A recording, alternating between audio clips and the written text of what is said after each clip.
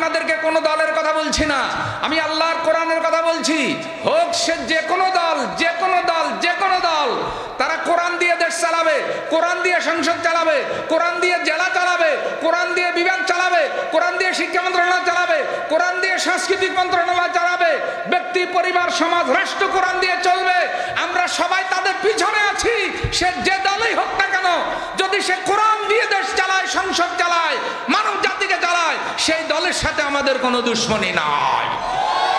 কিন্তু যে দল আল্লাহর কোরআনের আইনের বিরোধিতা করবে, সেই দলের সাথে আমাদের বন্ধুত্ব থাকতে পারে না। আল্লাহ রাব্বুল আলামিন বলেন, আল্লাহু লা ইলাহা ইল্লা হুয়াল হাইয়ুল কাইয়্যুম। আল্লাহ, তিনি ছাড়া কোনো ইলাহা নাই। আল হাইয়ুল কাইয়্যুম, তিনি চিরঞ্জীব, তিনি চিরবিদ্যমান। চিরঞ্জীব মানেই হলো যার মৃত্যু নাই, যার কি নাই। আল্লাহর কোনো মৃত্যু আসেনি না। আর চিরবিদ্যমান, তিনি কখনো কোনো জায়গা থেকে গায়রে হাজির, ব্যাপারটা এমন না। মানে পুরাটা সৃষ্টি জগৎ তার নখদর্পণে। আল্লাহকে ফাঁকি দিয়ে কারো পক্ষে কোনো কিছু করা সম্ভব নয়। লা তা'খুযুহু সিনাতুন ওয়ালা নাওম। ঘুম তো দূরের কথা, তন্দ্রাও তাকে স্পর্শ করে না। তন্দ্রা বুঝেন তো ভাই? আপনারা জেগে আছেন তো? নারায়ে তাকবীর, লিল্লাহে তাকবীর। তিনি হলেন এমন সত্তা, ঘুম তো দূরের কথা, তন্দ্রাও তাকে স্পর্শ করে না। লাহু মা ফিস সামাওয়াতি ওয়া মা ফিল আরদ। আসমানে এবং জমিনে যা কিছু আছে, সব কিছুর একচ্ছত্র মালিক হলেন তিনি। চরহাজারের মুসলমান ভাইয়েরা, আসমান জমিনে যা আছে সব কিছুর মালিক কে? আমরা 2-4 দিন এখানে ভাড়াটিয়া হিসাবে একটু আনন্দ করি, ফুর্তি করি, থাকি, খাই, গদি দখল করি। আমরা মনে করি আমাদের আর কোনো কালে মৃত্যু, আমাদের এটা ছাড়তে হবে না, যেতে হবে না, এই টাইপের একটা জীবন আমরা এখানে মনে করি। কিন্তু আল্লাহ বলছে না, মালিকানা আল্লাহ, তোমাদের কোনো মালিকানা নেই। মান যাল্লাযী ইয়াশফা'উ ইনদাহু ইল্লা বিইযনিহি। এমন কে আছে হিসাবের দিন, হাসরের দিন, আল্লাহর অনুমতি ব্যতীত আল্লাহর কাছে সুপারিশ করতে পারে এমন ক্ষমতা কারো নাই। সেদিন বিচারক হবেন আল্লাহ, আল্লাহর সামনে সুপারিশ করবে এমন ক্ষমতা কারো নাই। লা ইয়াতাকাল্লামুনা ইল্লা মান আযিনা লাহুর রহমান ওয়া ক্বালা সাওয়াবা। সবাই ভয়ে আতঙ্কগ্রস্ত হয়ে দাঁড়িয়ে থাকবে, মিলিটারি লাইনের মতো একেবারে সোজা। লা ইয়াতাকাল্লামুন, কেউ ভয়ে কথা বলবে না, কেবল আল্লাহর কাছে কথা বলবেন তিনি, যাকে আল্লাহ অনুমতি দান করবে। অনুমতি ছাড়া কথা বলার ক্ষমতা কারো। ইয়ালামু মা বাইনা আইদিহিম ওয়া মা খালফাহুম। তাদের বর্তমান ভবিষ্যৎ সব কিছুই আল্লাহ রাব্বুল আলামিন জানে। অতীত জানে কে? বর্তমানও জানে কে? ভবিষ্যৎও কে জানে? আল্লাহ। ওয়ালা ইউহিতুনা বিশাইইন মিন ইলমিহি ইল্লা বিমা শাআ ওয়াসি'a কুরসিয়্যুহুস সামাওয়াতি ওয়াল আরদ। তিনি যে পরিমাণ ইচ্ছা করেন তার অতিরিক্ত তার জ্ঞানের কিছুই বান্দারা আয়ত্ত করতে পারে না। তিনি যে অসীম জ্ঞানের মালিক, তিনি যতটুকু চান বান্দারা ততটুকুই অর্জন করতে পারে। সারা দুনিয়ার মানুষ যতটুকু জ্ঞান অর্জন করেছে সব জ্ঞান যদি এক জায়গায় করা হয়, কেবলমাত্র আল্লাহ কোরআনে যে পরিমাণ জ্ঞান দিয়েছেন তার উদাহরণ হলো, কেউ যদি আটলান্টিক মহাসাগরে শাহাদাত আঙ্গুলি চুবায়, এটারে যদি ডুবায়, ওর মাথার মধ্যে যে পরিমাণ পানি উঠবে এটা হলো সারা দুনিয়ার মানুষের জ্ঞান। আর সাগরে যে পরিমাণ পানি জমা থাকলো সেটা হলো আল্লাহর কোরআনের জ্ঞান। আল্লাহ যা চায় এর বাহিরে কোনো কিছু আল্লাহর ইলম থেকে আয়ত্ত করার ক্ষমতা কারো। ওয়াসিআ কুরসিয়ুহুস সামাওয়াতি ওয়াল আরদ, তার বিশাল সাম্রাজ্য আসমান জমিন সব কিছু পরিবেষ্টন করে আছে।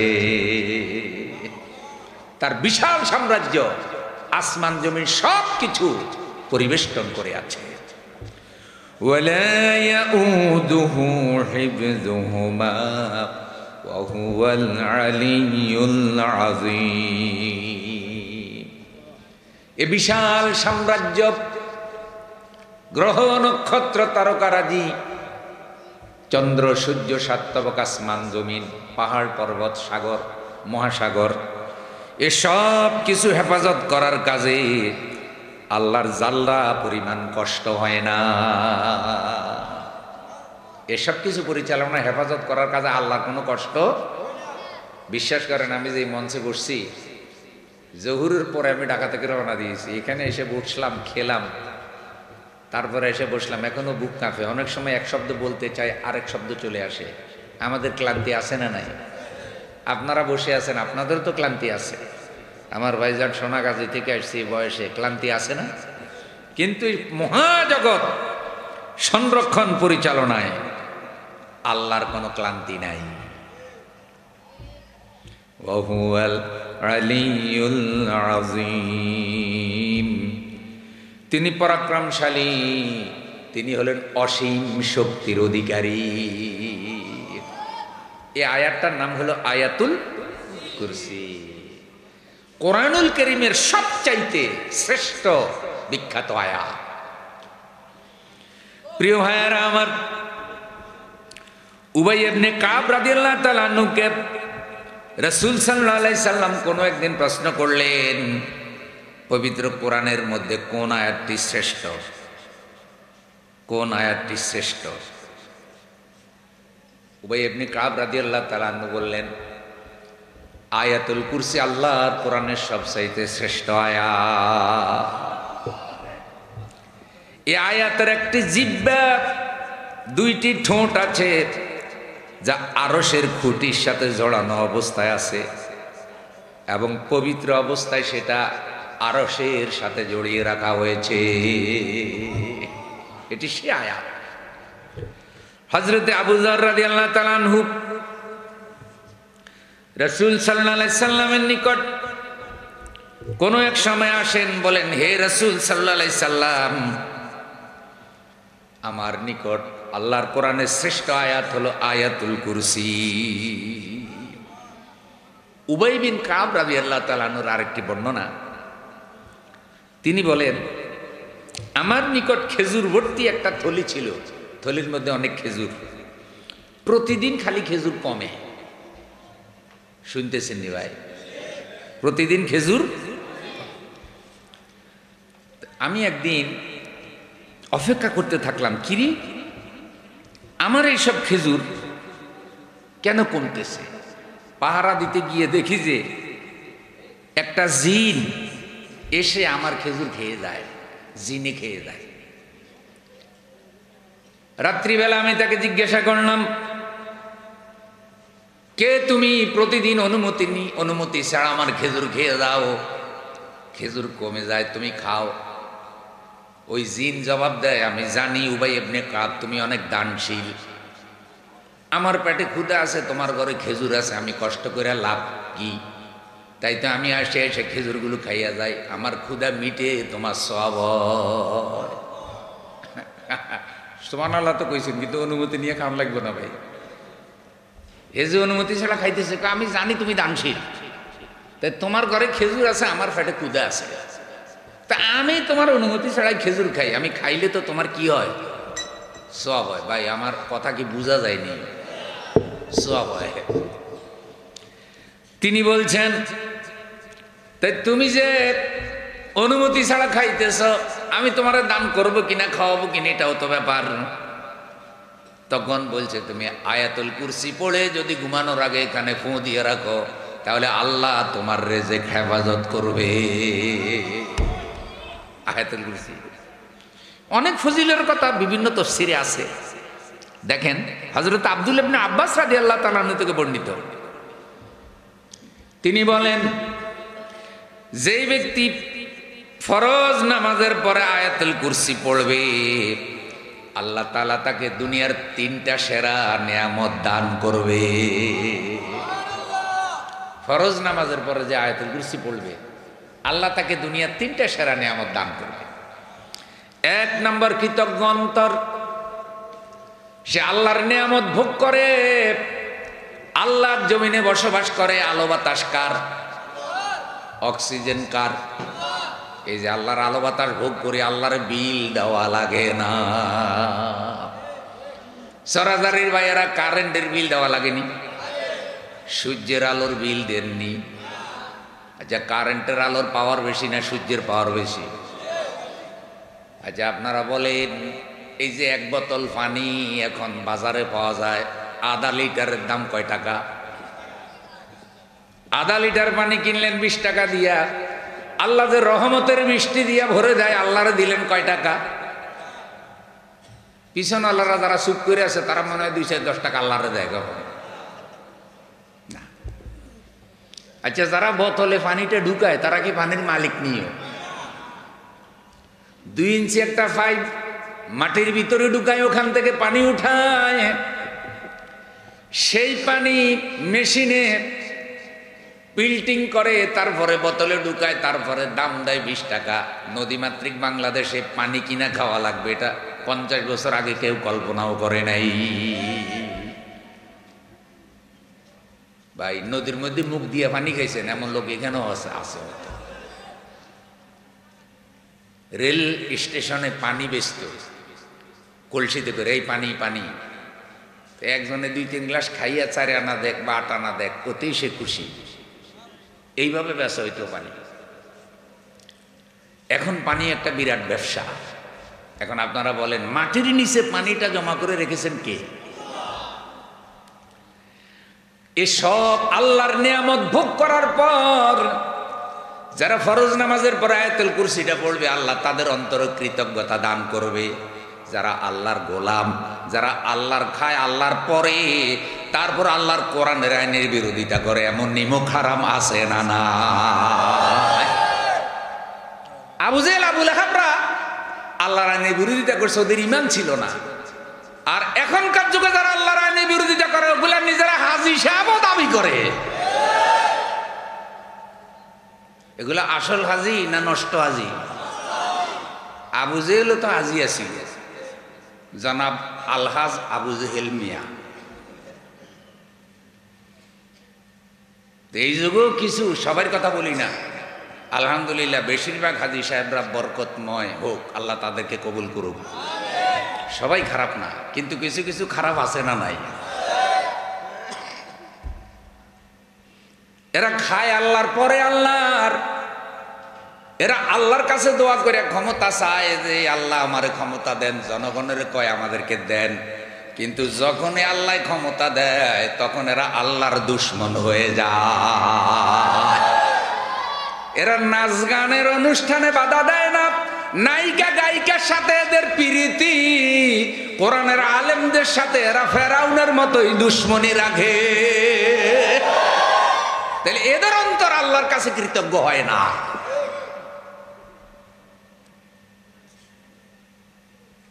আল্লাহ আমাদেরকে কৃতজ্ঞ অন্তর দান করো। সব সময় আমাদের অন্তর শুকরিয়া করবে কার? জানা থাকলে সবাই পড়েন। আল্লাহ বলছেন, লা ইন শাকারতুম লা আযীদান্নাকুম ওয়া লা ইন কাফারতুম ইন্না আযাবি লাশাদীদ। আল্লাহ বলছেন, বান্দা যদি আমার নেয়ামত ভোগ করার পর নেয়ামতের শুকরিয়া আদায় করো, আমার কৃতজ্ঞ থাকো, আমার গুণগান করো, আমার আইন মানো, আমি আল্লাহ তোমাদের নেয়ামত বাড়িয়ে দেব। আরে আমার সামনে 2-4 সুবহানাল্লাহ বলছে, বাকিরা সুবহানাল্লাহ বাসায় গিয়ে কি ভাবির সাথে নি কইবেন, গলার ভলিউম ফুল দিয়ে বলেন সুবহানাল্লাহ। চর হাজারির ভাইয়েরা, আপনাদের নামের মধ্যেও তো একটা অ্যাকশন আছে, বরকতি অ্যাকশন। 2 হাত উঁচু করে মুজাহিদের মতো বলেন সুবহানাল্লাহ, জোরে বলেন আলহামদুলিল্লাহ। এই তো বোঝা গেল সব জীবিত মানুষ। আল্লাহ কবুল করুন। প্রিয় ভাইয়েরা আমার, আল্লাহ বলছেন আমি এই নিয়ামত বাড়িয়ে দেব, নিয়ামত কমাবো না। মানুষ বাড়লে নিয়ামত বাড়ে। বাংলাদেশ যখন স্বাধীন হয়েছে বলা হয় 7.5 কোটি বাংলাদেশি। কত কোটি? এখন কত কোটি? প্রায় 20 কোটি। আচ্ছা কোন 3 ডবল হয়ে গেছে না? বাংলাদেশ কি বড় হয়েছিনি? বরং আরো ছোট হয়েছে। কারণ আমাদের আশেপাশে যে ভারত আছে, ভারত খামসাইয়া খামসাইয়া শুধু নিচে। বড় গাছের নিচে ছোট গাছ বাঁচে না। এরকম একটা বড় দেশের পাশে বাংলাদেশ শান্তিতে থাকার কথা না। তারপরও আল্লাহ যে শান্তিতে রাখছে এটা কপাল, কারণ ওলি আল্লাহদের পদচারণা এই জমিনে আছে। যতই চেষ্টা করুক এই শত্রুরা বাংলাদেশ হজম করতে পারবে। ওই যে বোতল খাওয়া কি একটা সাংবাদিক আছে না, আধা পাগলা, থাকবে না রে বাংলাদেশ, থাকবে না, অকার না। দেখছেন তরুণেরা ভালো করে সিনিয়রে বাংলাদেশের কত লোক জোরে ডাস্টবিনে চুবাইছে, একজনে বস্তার মধ্যে ঢুকাইছে, একজনে রিখাতে দৌড়াইছে, একজনে ছাগল দিয়ে দৌড়াইছে। বাংলাদেশ থাকবে না। বাংলাদেশ কোথায় যাবে? মনে রাখবেন, বাংলাদেশকে রাখার মালিক কে? আল্লাহ ভালো করেই জানা যে বাংলাদেশের চতুর্দিকে ফেরাউনের গোষ্ঠী আছে। এ কারণে আল্লাহ নিজে বাংলাদেশের ফাইল কন্ট্রোল করেন।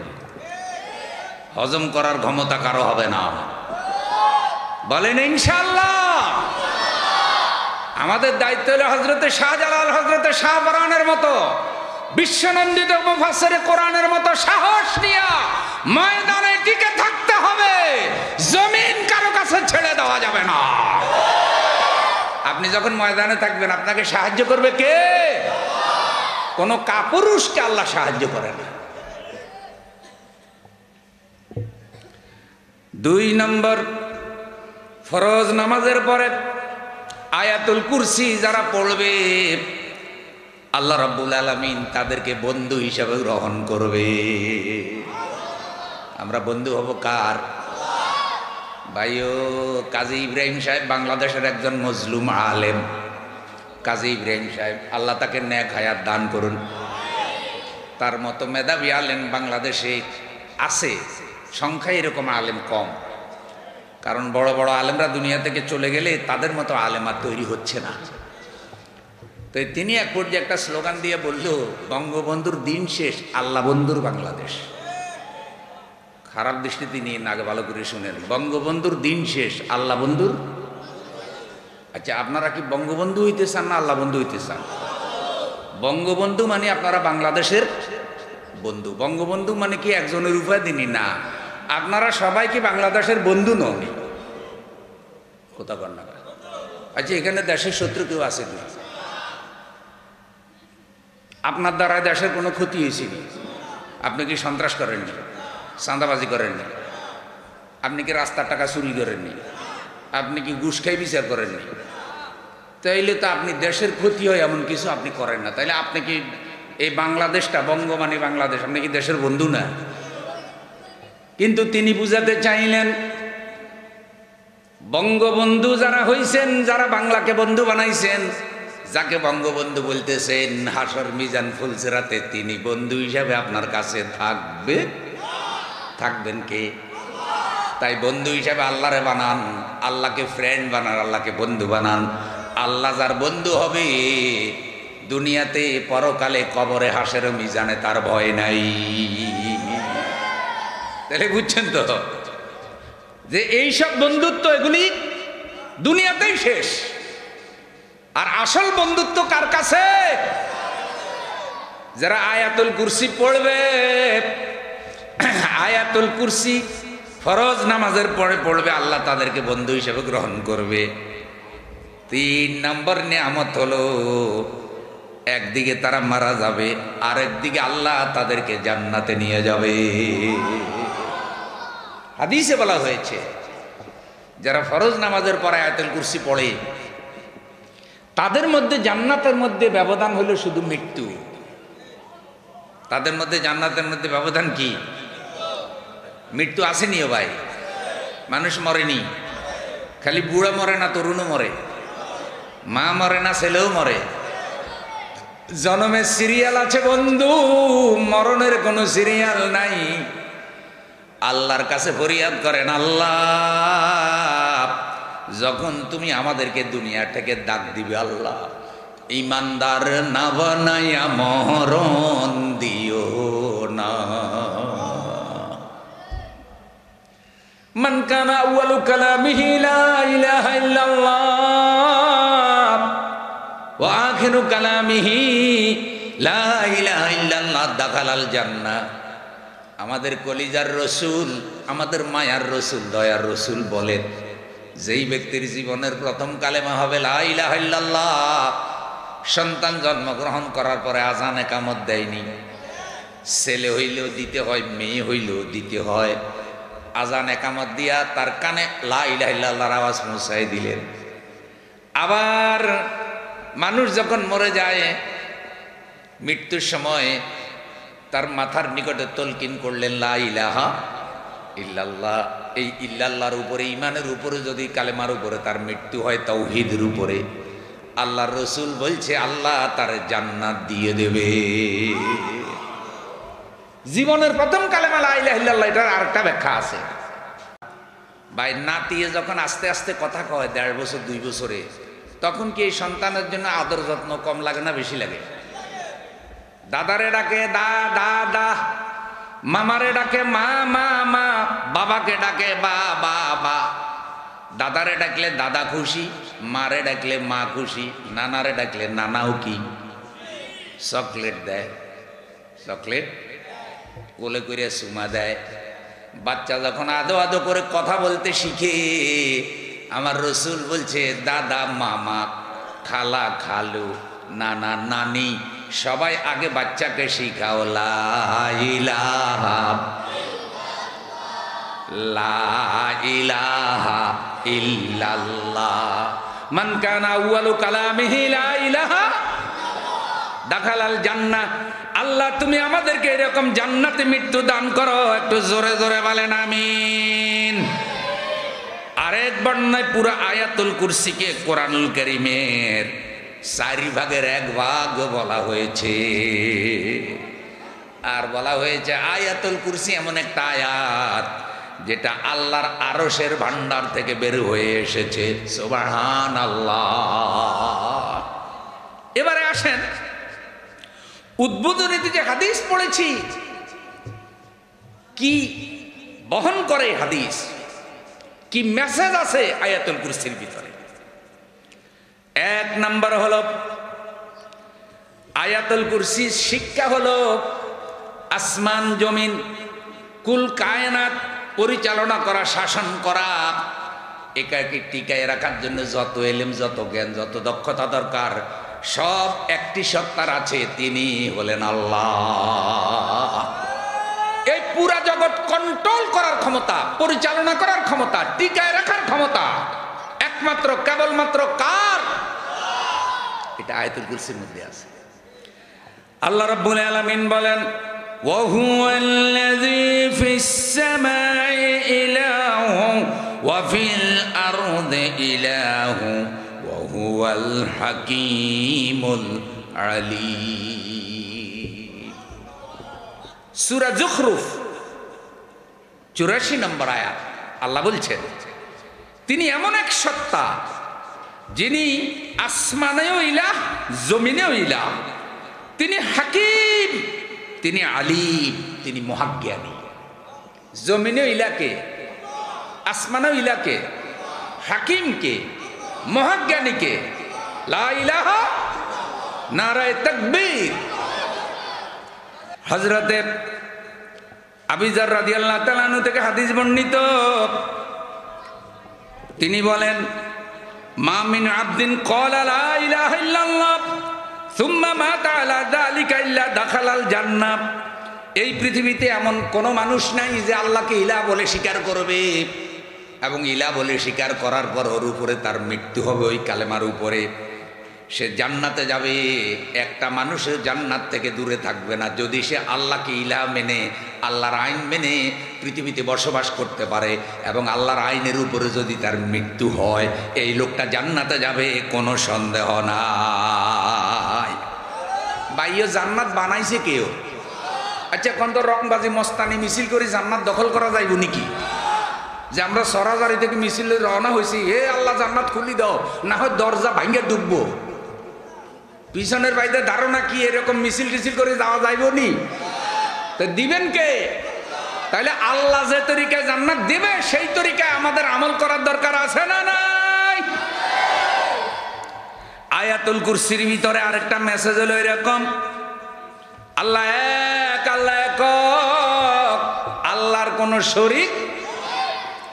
হযরতে সুফিয়ান ইবনে আব্দুল্লাহ আস-সাকাফি রাদিয়াল্লাহু তাআলা আনহু থেকে হাদিস বর্ণিত, তিনি বলেন, কুলতু ইয়া রাসূলুল্লাহ সাল্লাল্লাহু আলাইহি সাল্লাম, আমি রাসূল সাল্লাল্লাহু আলাইহি সাল্লামকে কোনো একদিন বললাম, কুল্লি ফিল ইসলামে কাওলান লা আসআলু আনহু আহাদান বা'দাক ক্বালা কুল আমানতু বিল্লাহি সুম্মা ইসতাকিম।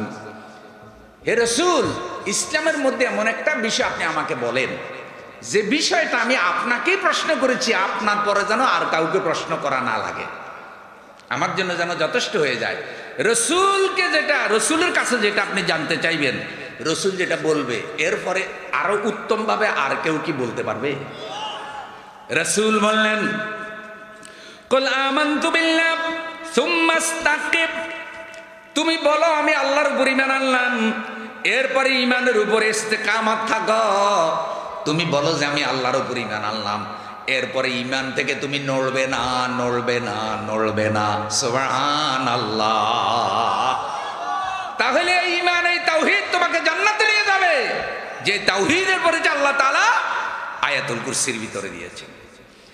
প্রিয় ভাইয়েরা আমার, যখন আপনি আল্লাহকে ইলাহ মানবেন, আল্লাহকে যখন আপনি ইলাহ মানবেন, তখন আপনাকে এটাও বিশ্বাস করতে হবে একমাত্র, কেবলমাত্র আপনার যাবতীয় ইবাদতের মালিক হবেন একমাত্র আল্লাহ।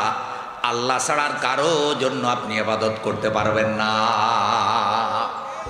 বলেন, নামাজ কার জন্য? রোজা কার জন্য? ঈমান কার জন্য? হজ কার জন্য? যাকাত কার জন্য? ঠিক এমনি ভাবে আপনি মন্ত্রিত্বের দায়িত্ব পালন করবেন আল্লাহর সন্তুষ্টির জন্য।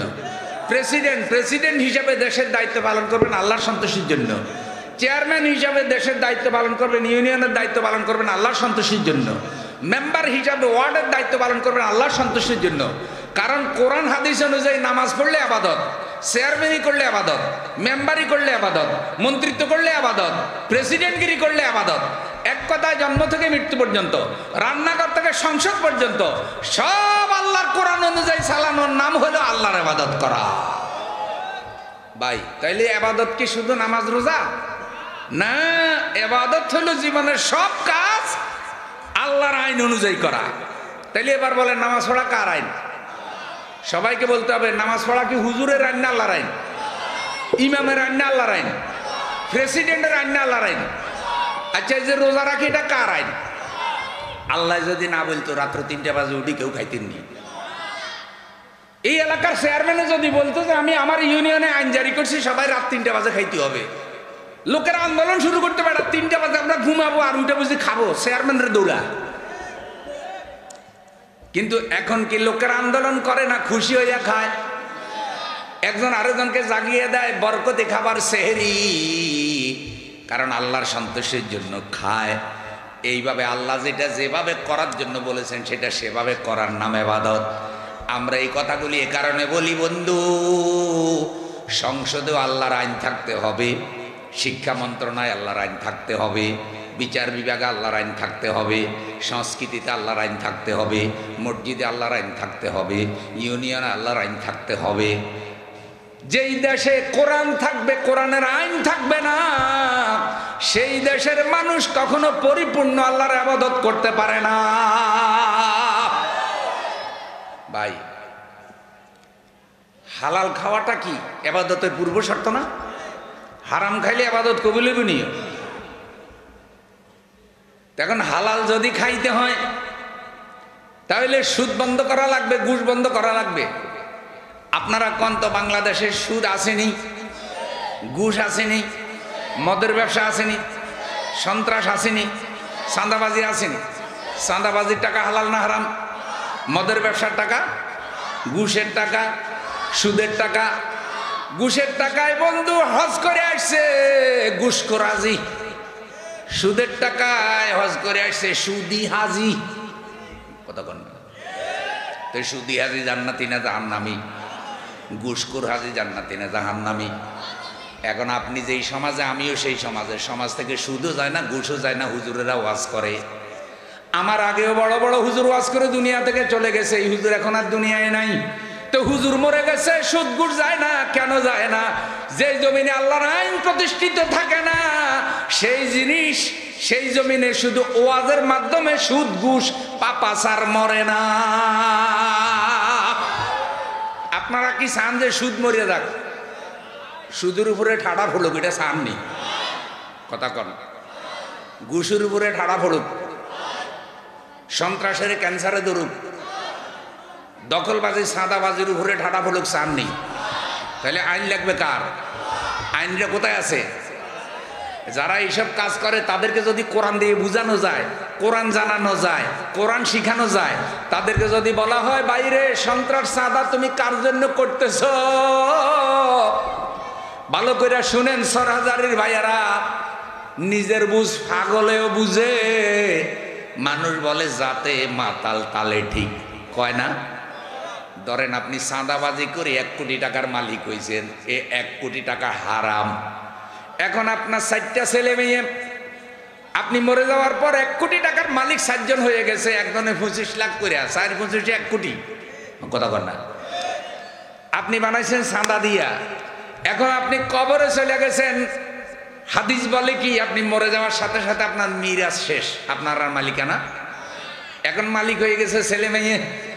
কিন্তু গুনায় জারিয়ার মাসালা জানেন কিনা? গুনায় জারিয়া হলেও পৃথিবীতে আপনি এমন পাপ রেখে যাবেন, আপনি কবরে যাবেন কিন্তু পাপ মরবে না। এখন আপনি সাদাবাজি করে 1 কোটি টাকা রেখে গেছেন, ছেলে মেয়ের জন্য এটা হারাম না, ছেলে মেয়ের জন্য এটা হালাল। কারণ ছেলে তো সাদাবাজি করে নাই, মেয়েও সাদাবাজি করে নাই, কিন্তু মালিকানা চলে গেছে আপনার মরার পরে ছেলে মেয়ের কাছে। এখন আপনি কবরে আজীবন ফিডা খাইতেছেন আর সম্পদ ভোগ করতেছে ছেলে মেয়ে। ছেলে মেয়ে একদিন আপনার মতো বুড়া হইয়া মারা গেছে, মারা যাওয়ার পর এখন আপনার নাতি নাতনি সম্পদের মালিক, কিন্তু আপনি ফিডা খাইতেছেন, বাড়িতে থাকেন নাতি, এরপরে নাতির ফোলা, তারপরে ফোলার ফোলা, তারপরে ফোলার ফোলা। পৃথিবী যতকাল আছে আপনার ফিডা বন্ধ নাই, অথচ ভোগ করে যারা, তারা কেউ আপনার খবরও রাখে না।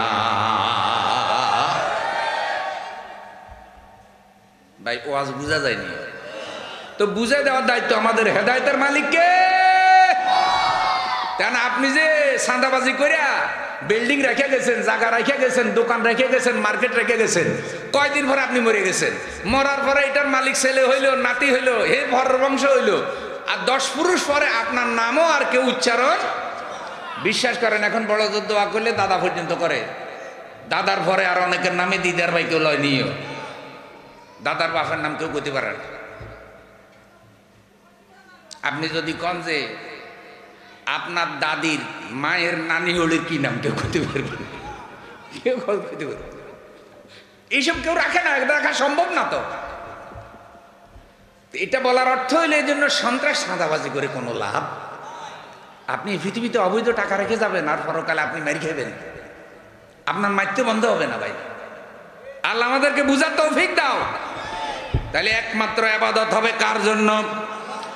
এই মেসেজ আল্লাহ আয়াতুল কুরসিতে দিয়েছে। যারা আল্লাহকে ইলাহ মানে, আল্লাহ বলেছেন আল্লাহু লা ইলাহা ইল্লা হুয়াল হাইয়ুল কাইয়ুম। আল্লাহ তিনি ছাড়া কোনো ইলাহ নাই।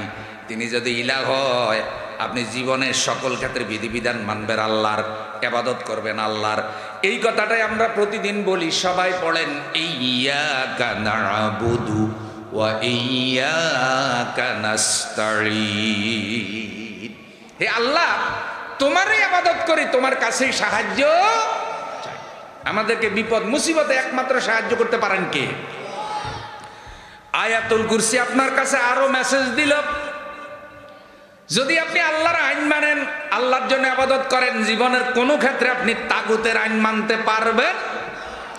শুনেন সূরা নাহলে আল্লাহ তাআলা কি বলেন? ওয়ালাকাদ বাআসনা ফি কুল্লি উম্মাতির রাসূলা আন ইবুদুল্লাহ ওয়াজতানিবুত তাগুত। প্রত্যেক জাতির মধ্যে আমি আল্লাহ রাসূল প্রেরণ করেছি। সেই রাসূলদেরকে আমি বলেছি আপনি দাওয়াত দেন, আনে ইবুদুল্লাহ, আল্লাহর ইবাদত করো, আল্লাহর আইন মানো, ওয়াজতানিবুত তাগুত, আর তাগুতকে অস্বীকার করো। একটু খেয়াল করেন, কাকে অস্বীকার করার কথা বলা হচ্ছে? তাগুত। বন্ধু একটু লক্ষ্য করেন, তাগুত কারা? তাগুত হলো সীমা লঙ্ঘনকারী শক্তি। যারা সীমা লঙ্ঘন করেছে, এক কথায় যারা নিজেরা আল্লাহর কোরআনের আইন মানে না, মানুষকেও মানতে দেয় না, তারা হইল তাগুত। জোরে কন কি গুত? আরো জোরে, আরো জোরে। এখন আপনার ছেলে যদি আপনার কোরআনের আইন মানতে বাধা দেয়, সে তাগুত। আপনার দল যদি আপনাকে কোরআনের আইন মানতে বাধা দেয়, সে তাগুত। আপনার নেতা যদি আপনাকে কোরআনের আইন মানতে বাধা দেয়, সে তাগুত। এখন আপনারা বলেন, আমাদের দেশে মুসলমানের সংখ্যা কম না বেশি? তাইলে আমাদের দেশে কোরআনের আইনের কথা বললে তো মুসলমান বাধা দেওয়ার কথা না। তাহলে বোঝা যায় নামে মুসলমান, চরিত্রে তাগুত। ফেরাউন নমরুদের অনুসারী, এমন নামদারি মুসলমান এই দেশের সংখ্যায় বেশি। যার কারণে এদেশে কোরআন পরাজিত হয়। আমি আপনাদেরকে কোনো দলের কথা বলছি না, আমি আল্লাহর কোরআনের কথা বলছি। হোক সে যে কোনো দল, যে কোনো দল, যে কোনো দল, তারা কোরআন দিয়ে দেশ চালাবে, কোরআন দিয়ে সংসদ চালাবে, কোরআন দিয়ে জেলা চালাবে, কোরআন দিয়ে বিভাগ চালাবে, কোরআন দিয়ে শিক্ষা মন্ত্রণালয় চালাবে, কোরআন দিয়ে সাংস্কৃতিক মন্ত্রণালয় চালাবে, ব্যক্তি, পরিবার, সমাজ, রাষ্ট্র কোরআন দিয়ে চলবে। আমরা সবাই তাদের পিছনে আছি। সে যে দলই হোক না কেন, যদি সে কোরআন দিয়ে দেশ চালায়, সংসদ চালায়, মানব জাতিকে চালায়, সেই দলের সাথে আমাদের কোনো দুশ্মনী নাই। কিন্তু যে দল আল্লাহর কোরআনের আইনের বিরোধিতা করবে, সেই দলের সাথে আমাদের বন্ধুত্ব থাকতে পারে না। নারায়ে তাকবীর। এই মেসেজ আয়াতুল কুরসিতে আছে। ঘুমাইতেছেন নি কেন? আয়াতুল কুরসি আপনাকে আরো বলছে, ও আমার বন্ধু, আপনি কোনোভাবেই আল্লাহর সাথে শিরিক করতে পারবেন না। আল্লাহ তাআলা বলছেন, ওয়াকালাল্লাহু লা তাত্তাখিযু ইলাহাইনি ইসনাইনি ইন্নামা হুয়া ইলাহুন ওয়াহিদ ফাইয়্যায়া ফারহাবুন। ওয়াকালাল্লাহু, আল্লাহ বলেন, লা তাত্তাখিযু ইলাহাইনি ইসনাইন, খবরদার তোমরা দুইজনকে ইলাহ মানিও না। আল্লাহ দুইজনেরই কি মানিও না। আচ্ছা, আপনারা আমার একটু জবাব দেন, আপনাদের জন্মদাতা বাবা কয়জন? মাশাআল্লাহ, বুঝতেছেন তো? এখন এক ঈদে দুইটা জামা পাইবেন, এই জন্য কি আব্বা দুইজনের মানতে রাজি নেই? কে রে, ডবল বাবা মানলে তো ডবল জামা পাইবেন না। আল্লাহ বলছেন, ইন্নামা হুয়া ইলাহু ওয়াহিদ, তোমাদের ইলাহ, তোমাদের রব একমাত্র এক। ফাইয়্যায়া ফারহাবুন, আল্লাহকেই ভয় করো, আল্লাহকেই ভয় করো। আল্লাহ তাআলা আরো বলছেন, কুল্লাউ কানা মাহু আলিহাতুন কামা ইয়াকুলুনা ইযাল্লাবতাগাউ ইলা যিল আরশি সাবিলা। হে মানুষ, যদি আল্লাহর সাথে অন্য কোনো ইলাহ থাকতো যেমন এরা বলে, তবে তারা আরশের অধিকারী হওয়ার জন্য কৌশলে চেষ্টা করতে আল্লাহর সাথে ঝগড়া লাগতো। ভাই আমাদের গদিটা লই ঝগড়া আসেনি কথা বলে। কেউ টেনশন হারে কেমনে হারাইলাম রে কেমনে হারাইলাম। একবার 5 বছর কত মজা লাগছে, তারপরে 15 বছর কায়দা করে করে আমদারিকে রাত্রে কাম ঘটাইয়া এটারে আমরা রাখছিলাম। হঠাৎ করে ফোলাপানগুলা কোত্থেকে বাইর হইল রে লইয়া গেল। তাইলে হে বেটা হারাইয়া টেনশনে কি হারাইয়া কি হারাইয়া। আবার কারো কারো কাছে টেনশন মনে হইতেছে বোয়ালিটা আমার জালে উঠবে উঠবে, যদি না উঠে কথা কথা। কেউ হারাইয়া টেনশনে, কেউ আবার পায় না পায়। এই ব্যাপারে কি টেনশন? কারো মধ্যে কোনো টেনশন নাই। মানুষকে দাওয়াত দিচ্ছি কোরআন অনুযায়ী আসেন, এটা যেই পায় কোনো লাভ নাই।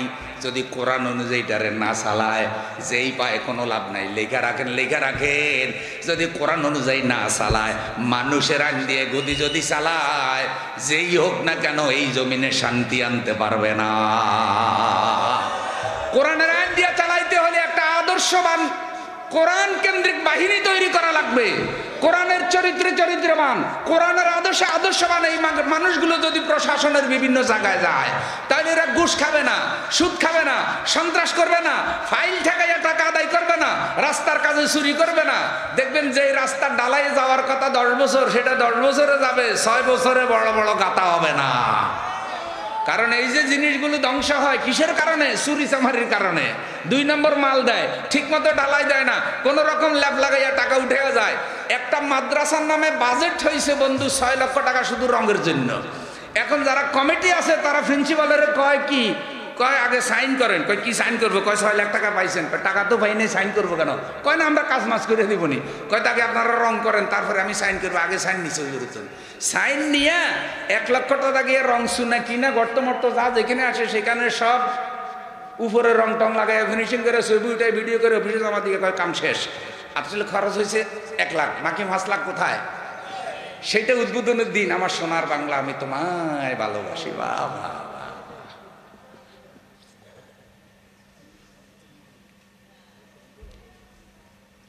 এই সৌরদের ভালোবাসার গান যখন শুনি তখন ভাই মেজাজ গরম হয় না? কর প্রিন্সিপালটা কইলাম কি করলেন? কয় এগুলো দাঁড়িয়ে আসছিলাম, আল্লাহর কইছিলাম আল্লাহ ঠাডা কোন দিন হাতের উপরে পড়ব, সেদিন মাদ্রাসার মধ্যে আমিও মিলে দিব। তাহলে চরিত্রবান আল্লাহওয়ালা ভালো মানুষের হাতে যদি সমাজের নেতৃত্ব যায় এইসব অবৈধ কাজ থাকবে? থাকার কথা না, থাকার কথা না, থাকলেও ছাড়াছাড়ি হবে। ইসলাম এমন একটা সিস্টেম করছে দেখেন, খলিফারা নামাজ পড়ায়। যিনি রাষ্ট্রের খলিফা তিনি মসজিদের ইমাম। কেন? রাষ্ট্রের মধ্যে যদি কোনো খারাপ কাজ করে, কোনো অন্যায় করে, তো পরে নামাজ পড়াইতে যাবে কিনা? গেলেই তো জনগণ ধরবে, এই যে আপনি যে নামাজ পড়াইতে আসছেন এটা করে আসছেন কেন? তাইলে খলিফা শাসক যেন সবসময় জনগণের কাছে থাকে, জনগণের জবাবদিহিতার মধ্যে থাকে। আল্লাহ তাআলা এই কারণে খলিফাকে বানাই দিছে মসজিদের ইমাম। নারায়ে তাকবীর। আচ্ছা, হযরত ওমরের জিজ্ঞাসা করছিনি কাপড় যখন লম্বা হয়েছে যে আপনার কাপড় এটা এত লম্বা হইলো কেমনে? জামাটা আমাদের জামা তো যে কাপড় পাইছে সে কাপড়ে এত লম্বা। একজনের সন্দেহ হয়েছে যে তাহলে আমার একটা কাপড় দিয়ে খলিফা কোনো 2টা কাপড় নিল কিনা। এটা একটা চিন্তা আসছে আর কি, এই জন্য ক্লিয়ার হওয়ার জন্য জনগণের সামনে প্রশ্ন করেছে। এই প্রশ্ন যদি জনগণের সামনে আমাদের কাউকে করতো আমরা তার জীবিত রাখতাম না। যতই বলা হোক যতই বলা হোক, অনেক সময় সামনাসামনি ইহতিসাব করলেও ভালোভাবে নেয় না। সামনাসামনি ইহতিসাব করলেও এখন হালকা পাতলা মেজাজ খারাপ হয়। হ্যাঁ, কেন জিজ্ঞাবে কেন জিজ্ঞাবে কেন জিজ্ঞাবে? আল্লাহ তাআলা আমাদের এই অবস্থা পরিবর্তন করায় দিই। ওমরের ধরছে, হযরত ওমর ঈষৎ হেঁটে উঠতে। ঈষৎ এটা হলো আনন্দের হাসি না, সামান্য হাসির ভাব হয়েছে, তারপর নিভে গেছে। হযরত ওমরের ছেলে বলছে, আমিরুল মুমিনিন আপনি অনুমতি দিলে জবাবটা আমি দিই। সুবহানাল্লাহ। তিনি দাঁড়িয়ে বললেন, আমার বাবার জামাটা আমার কাপড় দেওয়ার পরে লম্বা হয়েছে। তিনি লম্বা মানুষ, একটা কাপড়ে জামা হয় না। আমিও তো একটা কাপড় পেয়েছি সরকারি কোষাগার থেকে, আমিও তো একটা কাপড় পেয়েছি। তা আমার জামাটা এখনো তুলনামূলক ভালো আছে। আমি চিন্তা করলাম তিনি আমিরুল মুমিনিন খলিফা, তার একটু ভালো জামা দরকার। আমার জামাটা আমার বাবাকে হাদিয়া দিয়েছি, 2টা কাপড়ে মিলে তার জামা লম্বা হয়েছে। একটু জোরে বলেন সুবহানাল্লাহ। এখন যিনি প্রশ্ন করেছে তিনি বলতেছে, এখন আপনি নামাজ পড়ান, আমরা আপনার ইমামতিতে নামাজ পড়ব। তাইলে কাপড় বিতরণ করছে রাষ্ট্রে, নামাজ পড়াইতে আসে মসজিদে, দৌড়ছে কোন জায়গায়? আচ্ছা, আমাদের কোনো শাসকের এভাবে দৌড়লে জীবিত রাখবনি, কইব লাল বাহিনী কইরে আনা করে ঢুকা। এত বড় সাহস আমার জিজ্ঞা।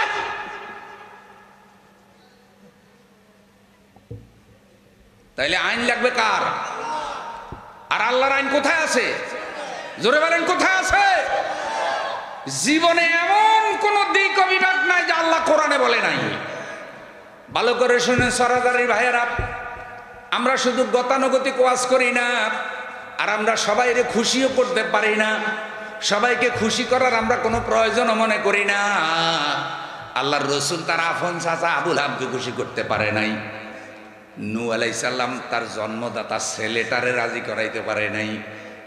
যখন বন্যা আসবে নূহ আলাইহিস সালাম ডাকতেছে, ইয়া বুনাইয়ার কাম্মানা, ও ছেলে আমার কাছে আসো, বন্যা আসবে বন্যা আসবে। ছেলে বলছে, আমি তো তোমাকে ভালোবাসি না, আমি তো এদেরকে ভালোবাসি। অথচ ছেলের বাবা নবী, নূহ আলাইহিস সালামের ছেলে, সে ভালোবাসে কাফেরদেরকে। নূহ আলাইহিস সালাম বললেন, বাবা বাবা বাঁচতে পারবি না রে, এটা আল্লাহর আযাব, বন্যা আসবে। ছেলে বলছে, বড় বড় পাহাড়, পাহাড় উপরে বড় বড় গাছ, আমরা শত শত ফুট গভীরে গেলে পানি পাই না। তুমি বলতেছো বন্যা আসবে, বন্যা আসলে কত পানি হবে? আমি পাহাড়ে দাঁড়াবো, পাহাড়ও যদি পানিতে ডুবে যায়, পাহাড়ের চূড়ায় যে তাল গাছ দেখা যায়, গাছের গায়ে উঠবো, পানি আমারে কিছু করতে পারবে না। অবশেষে নূহ আলাইহিস সালাম যখন বারবার ডাকতেছে, আল্লাহ তাকে ধমক দিলেন, নূহ, নবীর ছেলে হওয়ার পর যে আল্লাহর উপর ঈমান আনে না, সে নবীর কখনো আহাল হইতে পারে না, তারে আর ডাকার অনুমতি। এখন সরাদারির বাইরে একজন নবীর ছেলে হওয়ার পরও আল্লাহ বিরোধী হওয়ার কারণে নবী তারে বাঁচাইতে পারলো না, রক্ষা করতে পারলো না। আর বর্তমানে কোন নেতা কোন দল আল্লাহ বিরোধী, কোরআন বিরোধী, এইটা দেখে তারে মর্যাদা দেওয়া যাবে না, তারে ভয় করা যাবে না। নূহ আলাইহিস সালামের ছেলে যখন সুবানি খাইয়া মরছে, বর্তমানে যারা আল্লাহর আইনের বিরোধিতা করবে, আল্লাহর পাকড়াও তারাও ধ্বংস হবে। পানি যখন আসছে, প্রথম পানি বাইরেছে করতে, আগুনের চুলা ফেটে পানি বের হয়। আল্লাহু আকবার। আগুন জ্বলতেছে, সেই চুলা থেকে কি বের হয়? গাছ ফেটে পানি বের হয়, পাথর ফেটে পানি বের হয়, আসমান থেকে পানি পড়ে, পাহাড় ফেটে পানি বের হয়, শুধু পানি আর পানি। এত পানি হলো রে বন্ধু, তাফসীর বলছে নূহ আলাইহিস সালামের যে জাহাজখানা পানিতে ভাসতেছিল, এটা প্রথম আসমানে লেগে যাওয়ার উপক্রম হয়েছে। এত বেশি পরিমাণে পানি হয়েছে। তাহলে আল্লাহর আইন বিরোধী হলে সে যেই হোক, তাকে আল্লাহ ছাড়ে না। আর আমরা যারা কথা বলছি, আমাদের অযোগ্যতা আছে, আমরা সবসময় বলতে পারি না, সব সিস্টেমেও বলতে পারি না, বলার মধ্যে ভুল ত্রুটি হয়, অকপটে স্বীকার করি। কিন্তু আমরাও তো সবাইকে খুশি করতে পারবো না। আমাদের ওয়াজে তো বন্ধু সবাই খুশি হবে না। আপনার কথায়, আপনার ওয়াজে যদি জালিম খুশি হয়, তাহলে বুঝতে হবে যে আপনি হক কথা ওয়াজ করেন না। আচ্ছা, আপনাদের এলাকায় মানুষ মরেনি, মরার পরে যে দোয়াটা পড়ে, বিসমিল্লাহ ওয়ালা মিল্লাতে রাসূলিল্লাহ, আল্লাহর নামে রসুলের দলে উঠাই দিলাম। এই যে আল্লাহর নামে রসুলের দলে আপনাকে উঠতেই এখন বুকে হাত দিয়া বলেন যে এই লোকটা মৃত্যুর আগে আল্লাহর নামে রসুলের দলে থাকে না, মরার পরে আল্লাহ এবং আল্লাহ রসুল তারে নিবনি। ও ভাই, রসুল সাল্লাল্লাহু আলাইহি সাল্লাম বলছে আমার উম্মতের মধ্যে দল হবে 73টা। কয়টা? সেই হাদিস, উম্মতের মধ্যে দল হবে 73টা। জান্নাতে যাবে একটা, বাকি 72টা কোথায় যাবে? তাহলে শুরুতেই আপনাকে দলে আসতে হবে। কোন লোক, কোন আলেম যদি শুরুতেই বলে আমি কোনো দল করি না, তাহলে বুঝতে হবে যে এটা এখনো উম্মতের মধ্যে ঢুকে নাই। কারণ আল্লাহ রসুল বলছে আমার উম্মতের 73 দল হবে, আর উনি আমি কোনো দলই করি না, বুঝে গেছে এখনো উম্মতের কাতারেই ঢুকতে পারে। আসল কারণ কি বুঝেন? আসল কারণ হলো উনি পিসাব, উনি ইমাম, উনি যদি বলে যে আমি কোনো দল করি না, সাথে সাথে আল্লাহর আইন বিরোধীরা তার উপর খুশি হয়ে যাবে। তিনি বুঝাইতে চাইতেছে আমি কোনো জায়জামেলার মধ্যে, আমি নিরপেক্ষ ইসলাম মানি, আমার ইসলামের মধ্যে আপনাদের কোনো অসুবিধা নাই। আমি বাইসা বাইসা কিছু মানি, নামাজ রোজার কথা বলি, জিকির আজকারের কথা বলি, আমি কিন্তু কবরের কথা বলি, আসমানের কথা বলি, আমি জমিনের কথা বলি, আমি হালাল হারামের কথা বলি আমি জুলুম অত্যাচারের বিরুদ্ধে বলি, আমি আল্লাহর আইনের পক্ষে বলি। সুতরাং ওনারা এরে পছন্দ করে।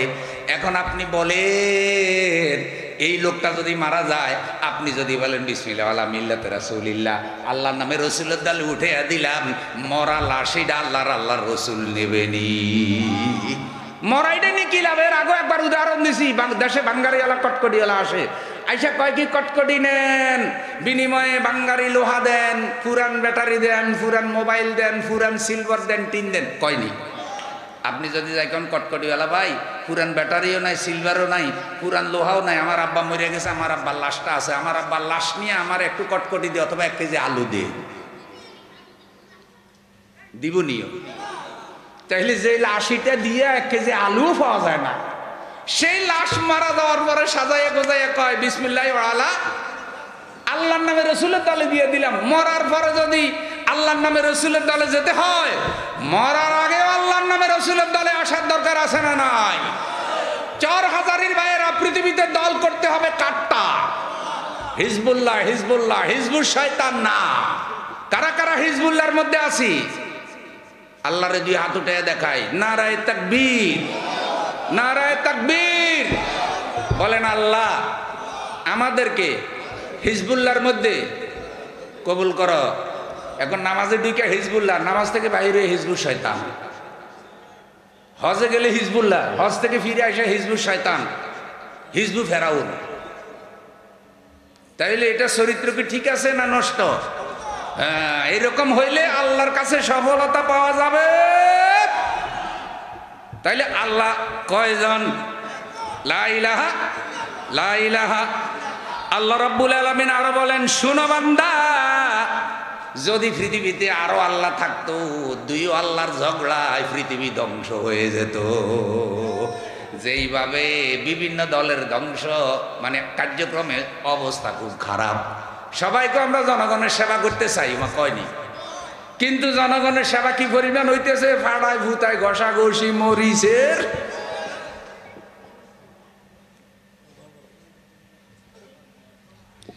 এখন আল্লাহ যদি 2 জনে, তো এক আল্লাহ কইতো কি আমার ভাইরে আমি আমেরিকা যাইতে দিব না 26 তারিখ এই বান্দারে, আরেক আল্লাহ কইতো কি আমি তারে যাইতে দিব, বাস লাগছে গন্ডগোল।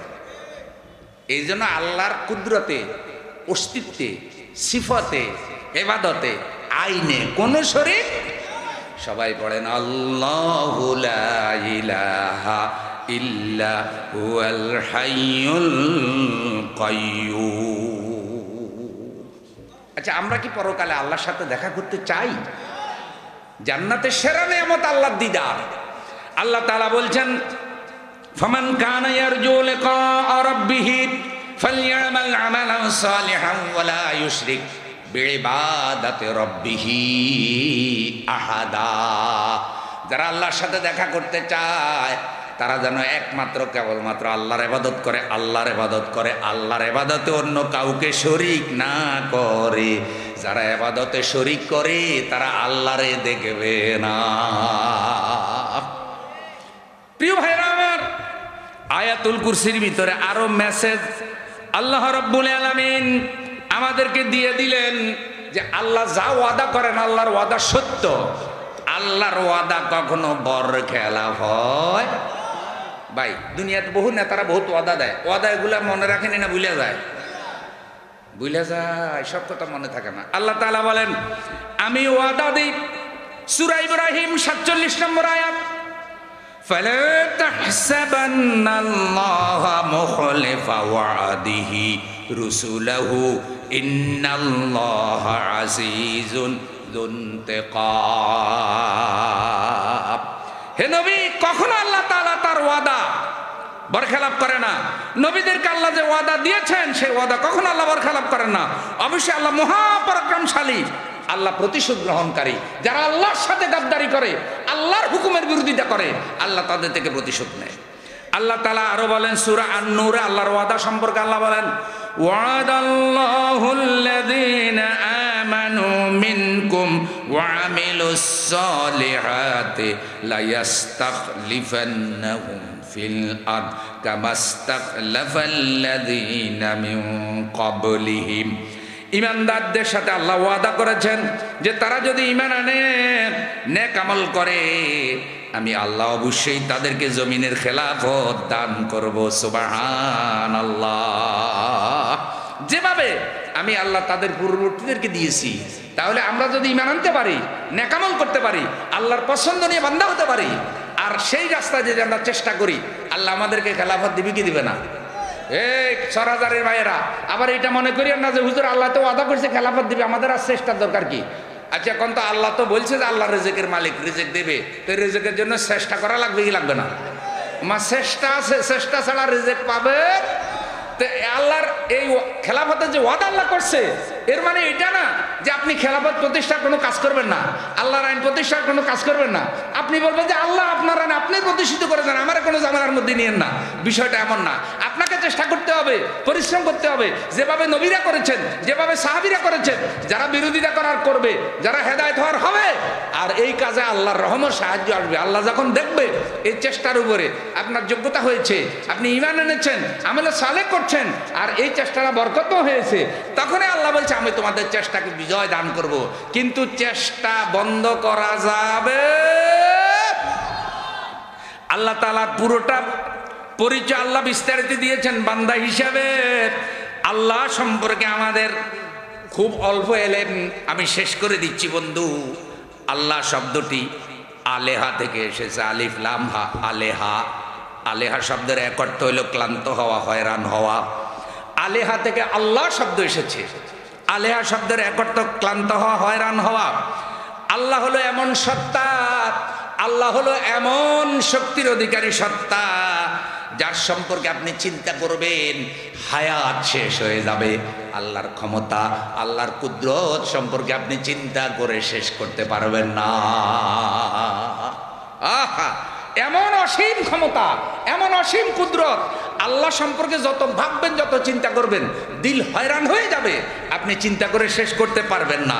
আল্লাহু আকবার। আল্লাহ শব্দের অনুবাদ করা যায় না।